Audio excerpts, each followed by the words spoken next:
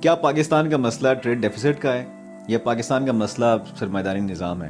کیا پاکستان کا مسئلہ صرف اور صرف بجٹ ڈیفیسٹ ہے یا international global economic financial order ہے؟ یہ اصل سوالات ہیں جو کہ ہمارے پیش نظر ہونے چاہیے. آج ہو کیا رہا ہے؟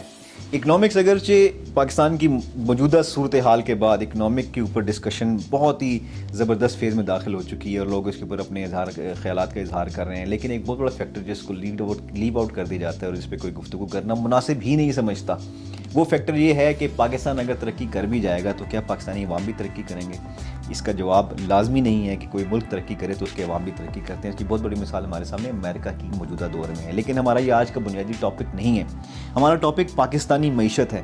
اگر ٹریڈ ڈیفیسٹ کے حوالے سے آپ نے گفتگو کرنی ہے تو آپ سب سے بڑی غلطی یہ کریں گے کہ آپ جو لوکل کیپٹلسٹک سسٹم آپ کے ملک میں قائم ہے اس کو ڈیبیٹ میں نہ لے کر آئیں، اور ہمارے ہاں یہی ہو رہا ہے.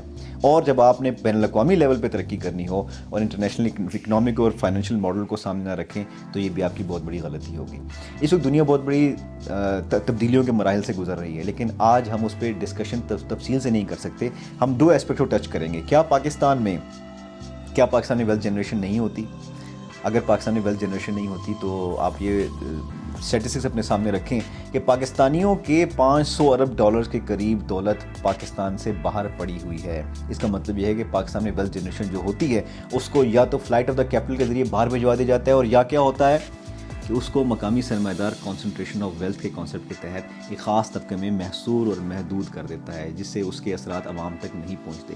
اس لیے اگر آپ ٹریڈ ڈیفیسٹ کو پاکستان کے کم کرنا چاہیں گے تو ٹریڈ ڈیفیسٹ کو کم کرنے کے لیے آپ کو کیا کرنا پڑے گا؟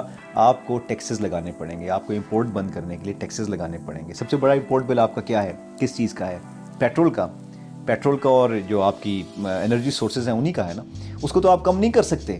آپ کس کو کم کریں گے؟ انہی چیزوں پر regulatory duty, customs duty impose کریں گے کہ جس کے اوپر آپ کی انڈسٹری کا انحصار ہے، اور وہ امپورٹ بل آپ کم نہیں کر سکتے. اس لیے کہ آپ کا کیپٹلسٹ جس نے ایوب خان کے زمانے سے جو 26 خاندان پر تھا، آج 250-300 خاندانوں کے اوپر مشتمل ہے، اس نے اکنامک ویلتھ کو جو کانسنٹریٹ کر رکھا ہے. جب تک وہ ویلتھ ریلیز نہیں ہوگی اور اس ویلتھ کو قومی دھارے میں عوام کے مفاد میں استعمال نہیں کیا جائے گا، اس وقت تک پاکستان کی اکنامک صورتحال درست ہونا پاسبل نہیں ہے.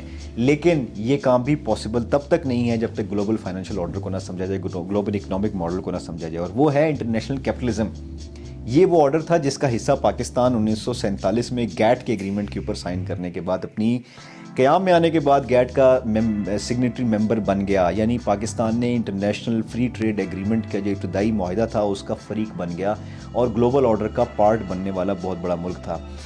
جب پاکستان بہت بڑا ملک ہونے کے علاوہ پاکستان کا سگنیٹری فاؤنڈنگ ممبر تھا گیٹ کا. یہ چیز ہمیں سامنے رکھنی پڑے گی، اور اس پہ مزید ہم بات تب کریں گے جب ہم اس کے اوپر یہ ڈسکشن کریں گے کہ اس کی سگنیفیکنس پاکستان کے لیے کیا تھی.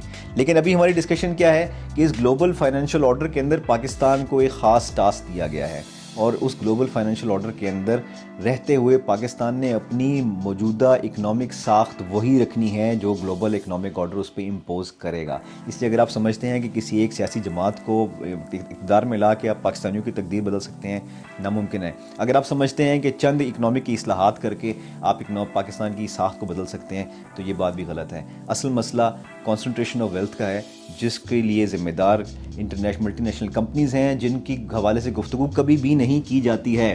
ان ملٹی نیشنل کمپنیز پاکستانی نہ صرف لیبر کو ایکسپلائٹ کرتی ہیں بلکہ اس جنریٹ ویلتھ کو پاکستان سے باہر لے جاتی ہیں یا ان کو پاکستان میں کانسنٹریٹ کرتی ہیں اور پاکستان میں ان پروجیکٹس کے اوپر استعمال کرتی ہیں کہ جس کا تعلق عوام کے مفاد سے نہیں بلکہ عوام کی ابتری کے ساتھ ہے. Thank you for watching.